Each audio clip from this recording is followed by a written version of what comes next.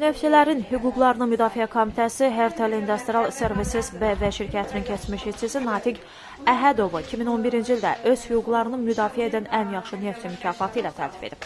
Bu barədə Neftçilərin Hüquqlarını Müdafiə Komitəsinin sədri Mirvari Qəhrəmanlı bugünkü mətbuat konfransında bildirib. Komitə digər 2 nominasiyada təsis edib. Neftçilərin əmək hüquqlarını ən çox pozan şirkətlər və neftçilərin məsələsi ilə bağlı ədalətsiz qərar qəbul edən hakimlər. Həmin nominasiyalar üzrə nominantlar Hertel Industrial Services BV, Bahar Enerji şirkətləri və Səbail rayon məhkəməsinin hakimi Nurəddin Bağırov olub. Qəhrəmanlı həmçinin qeyd edib ki, neftçilərin hüquqlarını ən çox SOCAR pozur. Şirkət müvəqqəti əmək sazişləri bağlayır ki, bu da kobud pozuntudur, o qeyd edib. Komitə məhkəmələrdə neftçilərin hüquqlarının bərpası ilə bağlı 45 iddia qaldırıb və onlardan 11-i təmin edilib. Komitə iş yerlərində bədbəxt hadisələrin və neftçilərin arasında ölüm hallarının artmasından narahatlığını bildirib. Belə ki, 2012-ci ilin əvvəlində Salyanoil və Azəriqaz şirkətlərində çalışan 2 neftçi həlak olub. 2011-ci ildə 23 nəfər, 2010-cu ildə 10, 2009-cu ildə 6 nəfər həlak olub. Bu, neftçilərin ölümünə görə heç kim cəzalandırılmayıb, Qəhrəmanlı vurğulayıb. O qeyd edib ki, neftçilərin əmək haqqı onların iş şəraitinə, işin ağırlığına uyğun deyil.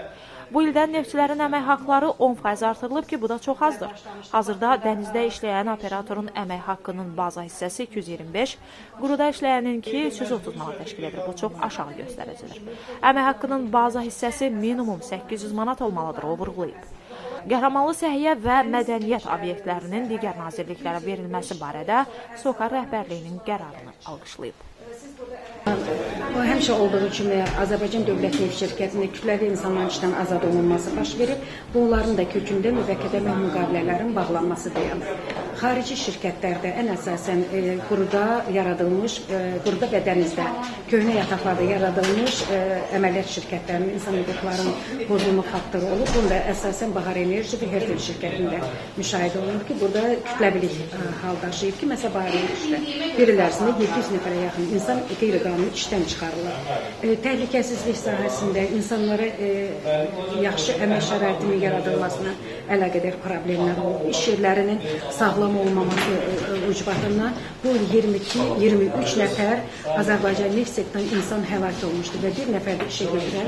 Amma bununla əlaqədar cinayət işi qaldırılmamışdır. Bir sal ondan dedi ki, dövlət neft şirkətində mülkiyyət hüquqları pozulmuşdur çoxlu sayda insanların. Məhkəmə qərarı olmadan insanların malı mülkü talan edilmiş, insanların evləri sökülmüş və bir qəpik kompensasiya verilməmişdir.